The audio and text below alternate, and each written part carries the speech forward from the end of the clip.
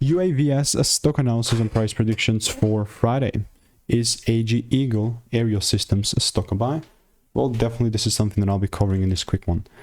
Having done, well over 45,000 videos, 5 years of experience of seeing what's working for me and what's not, and especially with UAVS, my man, like I'm just going to mark up this top real quick here and tell you one thing. That one thing is that I cut out the exact movement right here, so that's great. If you don't believe me, I do have the proof.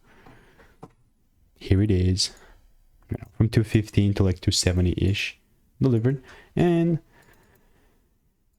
this is kind of tough as nails, but the only thing that's going to make me be bullish in this market is a proper double break confirmation like that.